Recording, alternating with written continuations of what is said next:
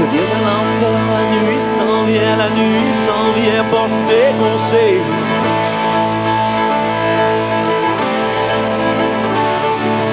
Oh, je vois un voile qui s'étend sur le pays. Mais je sais que milliers d'étoiles passeront la nuit. Entre-temps, je vais danser dans les flammes. Entre-temps, je vais la chicane. Danse dans les flammes.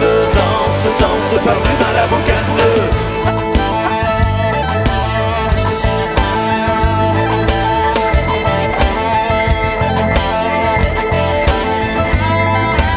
De caravanes, de soirées, de boucanes, de gitans, de tziganes, perdus dans la savane, sur les pompes des bateaux, à côté des aboiteaux, dans les courants tropicaux, dessous un soleil trop chaud.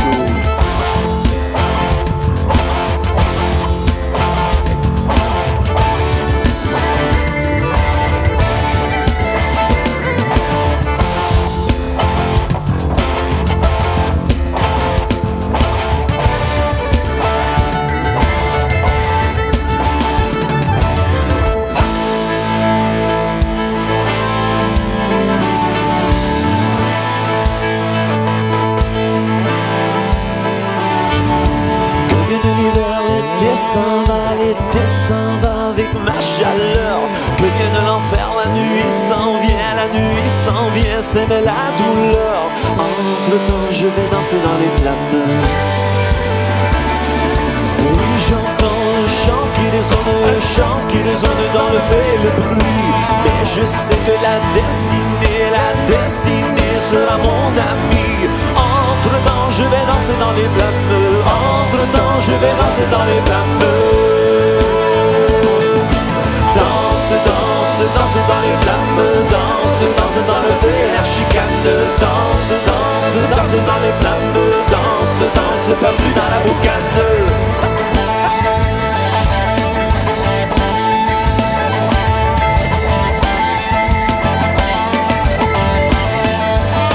Oh, la soirée enflammée, des images déchirées, des grimaces d'exilés dans mes rêves calcinés. Le grand feu de l'enfer qui me dévore la chair, qui détruit mon univers.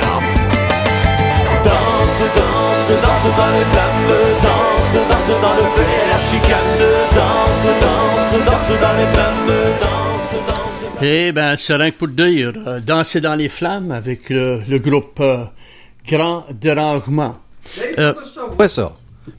Pourquoi tu as joué cette chanson-là, Dave? Ben, quoi qu'on a joué, Danse dans les flammes, ça revient, je crois, à quoi c'est qu'un produit, puis quoi c'est qu'un service.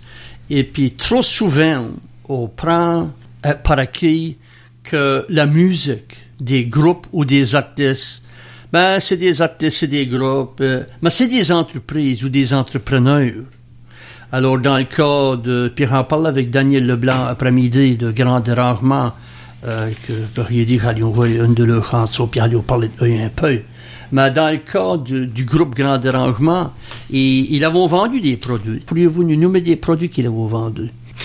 Ben, non, tous les musiciens qui vendent des CD, ça c'est un produit. Ça c'est des produits. Les CD, c'est des produits. C'est concret, tu le mets dans ta lâche ou whatever, que tu le joues dedans, puis c'est un produit. Un download maintenant de musique électronique, c'est des produits. C'est un produit. C'est des produits. Cette chanson-là, c'est un produit. Oui. Qu'est-ce qui arrive si tu demandes à Grand Dérangement d'offrir un concert? Ah! Ça fait pas mal complexe à ce point-là. Là, qu'est-ce qui arrive? Ça, c'est un produit ou un service? Ben, t'as été à un concert, t'as acheté un billet, tu t'as assis et t'as écouté les chansons d'un groupe. Ça fait qu'étant un consommateur, t'as acheté un billet, je dirais que ça ferait un produit. Okay. C'est que moi, je suis la personne qui est en train d'embaucher le groupe pour délivrer un concert. Reçois-tu un service? Ou un produit? Vois-tu, c'est pas si facile que ça. Et n'avons pas toutes les réponses. Non, mais c'est intéressant de voir ça quand même, parce que, comme tu dis, c'est d'être dans ces petits points clairs, blanc et noir, là, tu sais. Mais pour une affaire qu'on sait quand même, c'est que toutes les entreprises ont soit un produit ou un service ou un combo des deux à offrir à leur clientèle. Et puis, tout ce que c'est des individus qui ont eu du succès à vendre un produit de même, que ça c'est des produits de CD ou de download de musique, vraiment, ils ont songé sur trois, pour moi, c'est trois mots. Puis c'est un mot qui se répète à deux fois, on va l'appeler définir au carré, et puis trouver. Puis ce que je veux dire par ça, c'est l'entrepreneur ou l'entreprise, ou que ce soit dans ce cas ici un groupe, a défini son produit pour soi-même. C'est à quoi le produit, puis c'est à quoi la raison du produit. Puis là, ce qu'ils ont fait, c'est qu'ils ont défini c'est qui la clientèle que ça c'est visé pour. Et puis là, par après, ça leur a aidé à trouver les marchés. Alors, définir le produit, définir la clientèle, ça c'est un mot, définir carré, et puis là, trouver ton marché. Ça fait une manière de la suite, ça, Alain, dans le processus de manière de penser à définir ses produits et services? Garanti. Et puis, un bon point que tu ferais de faire, André, c'est si tu peux te différencier en termes de ta clientèle ainsi que le produit. Ça fait que ça qui veut dire que si je fais le même widget que l'autre gars, c'est possible que je me trouve à différents marchés à le vendre. Ah, OK. Ça fait qu'à la place de rien, qu'est-ce que je peux faire pour le faire différent? On va faire l'exact même affaire, que c'est un produit qui est, disons, commun. Mais on va essayer de trouver différents marchés pour. Ah, OK. Ça fait que c'est un autre spin qu'on peut mettre sur l'affaire de connaître son produit puis ses marchés. De faire sa recherche à l'avance, vraiment. Puis être différent. Et ça, c'est intéressant parce que je crois qu'il y a eu beaucoup de compagnies qui ont eu des gros succès avec des produits, qui ont des produits semblables qui existent sur le marché, mais qui ont été définis pour trouver une différente clientèle. Yeah. Oui. Et je crois que c'est de quoi qu'on peut essayer d'élaborer si on veut se lancer en entreprise. Parce qu'on n'a pas besoin de créer de quoi de nouveau toujours. Non. C'est pas ça Puis ça pourrait être aussi mari. en partie tout de l'offrir d'une différente façon et tout. Comme pour les différentes utilités, tu veux dire? Oui, ou l'offrir par Internet, tu sais, le vendre par Internet, ou l'offrir physiquement, ou la porter soi-même. Ça, c'est une manière d'intéressant comme concept. Manière de distribution. Oui, parce que, disons par exemple, tu peux vendre un produit qui est totalement fini. Ou tu peux vendre un produit qui est peut-être pas totalement fini, puis toi, comme consommateur, tu as un rôle à jouer à finir le produit. Par exemple, les kits de vin, tu sais, là, quand ça a commencé, le monde a dit, il n'y a personne qui va acheter ça, il faut le faire soi-même. Mais il y avait une certaine partie de la population qui voulait le faire. Puis je crois que ça revient, cet entrepreneur-là, qui s'est peut-être premièrement lancé dans ce domaine-là, a défini de quoi. Ils ont défini de quoi, ils ont défini c'était quoi l'utilité de faire ça, puis ils l'ont ciblé un marché puis une clientèle. Puis ça revient au processus que nous faisions rien que de décrire. Yeah. Puis, dans des cas, on peut créer des nouveaux marchés. On peut introduire un nouveau produit ou service qui n'existe pas, et puis se créer un marché. Tu bâtis un marché ou prendre un désir. Ouais, ou prendre de quoi qui existe déjà, comme je le disais tout à l'heure. Puis pas aller voir pour un marché, mais ça crée trouver une différente utilité, si tu veux, pour les choses. Ou même relancer de quoi qui était peut-être devenu vieux. Oui. Qui t'a pu servir. Tu prends par exemple, Dave, je suis sûr que chez vous, tu as peut-être des LP, là, du vinyl, des records. Et puis, ça, c'est quoi comme manière de disparaître pour un allant. Mais il y a beaucoup de monde qui s'intéresse à ça de nouveau. Et il y a du monde qui se lance de nouveau dans des magasins comme ça. Mais non seulement des magasins, mais les presser d'une nouvelle façon. Oui. Alors, des fois... Je crois que tu as parlé de recyclable. Et penser, alors, recycler des arbres.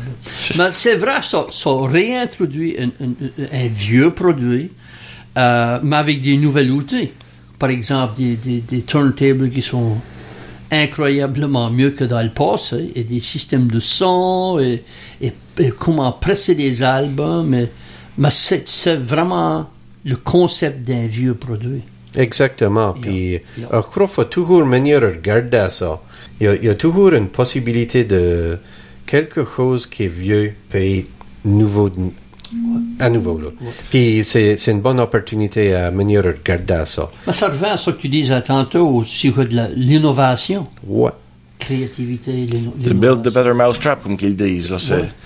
Ouais. Et puis, souvent quand on refait des affaires au standard neuf ou avec de la technologie neuve, il y a des impacts. C'est peut-être pas nécessairement un plus bas coût. Ça peut être peut-être un coût qui est plus élevé. Puis, faut pas oublier que le coût n'a pas nécessairement besoin d'être un obstacle à tous les coups. Le coût est rien qu'un obstacle s'il y a un manque de valeur. Puis pour le consommateur, là, de la valeur qui est décrite pour le consommateur. Puis ça devient la même question qu'on est en train de débattre un petit peu sur c'est comment est-ce qu'on s'assure qu'on est en train de démontrer les bénéfices de nos produits aux consommateurs pour s'aligner avec ce qu'est les tendances d'acheteur. Et ça change souvent, hein? Oh, ouais. Ça change vite et tout. Puis il y a des vendeurs qui peuvent vendre n'importe quoi à n'importe qui. Si tu peux démontrer les qualités ou les aspects positifs d'un produit et comment ça peut rendre ta vie soit plus facile ou meilleure de aucune façon, c'est ça que tu cherches pour. Hein? Puis si tu fais ça comme on a dit tantôt, Alain, il y a tout le temps l'aspect du service attaché au produit si tu peux avoir de quoi. Ça, c'est de plus en plus important, puis c'est pourquoi on le voit de plus en plus aussi. Okay. Je crois que si on ne connaît pas bien la définition de son produit, la définition de ses bénéfices, la définition de c'est quoi sa clientèle ou son marché, c'est extrêmement difficile des fois à surmonter des obstacles qu'on va faire face. Un obstacle. Puis c'est sûr qu'on va en avoir. Ben exactement. Puis il faut être prêt pour ça. Puis ça, c'est une des choses que, comme entrepreneur, qu'on a besoin de pratiquer. On a besoin de pratiquer son habilité à surmonter des obstacles de vente ou de pouvoir d'achat. Et puis, c'est une vieille technique qui sera servie, c'est rien que d'exposer la personne. So, disons par exemple, Dave, moi je vais te vendre ce microphone ici nouveau-là. Et ce microphone ici-là est généralement $15 de plus que le reste sur le marché.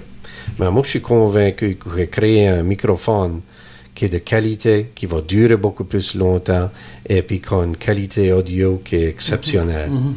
Puis je te dirais, ben Dave, je peux comprendre comment ça fait que tu te sens comme ça. Puis mes autres clients se sont sentis de même aussi. Yeah. Mais ce qu'ils ont trouvé, c'est qu'après qu'ils sont servis de mon produit, ils ont trouvé que c'était un produit exceptionnel pour eux, et puis ça leur a sauvé beaucoup de peine. So, c'est rien qu'une approche de servir, de comment est-ce que le mot se sent. On dirait que c'est une approche humaine. Ben, c'est ça. Parce que moi, j'ai toujours dit, j'aimerais te servir le monde comme moi, j'aimerais te servir. Et puis, si tu peux faire ça. Ouais. Ben, ça nous amène à la fin de notre deuxième section. On va passer à des annonces, on le verra tout de suite après.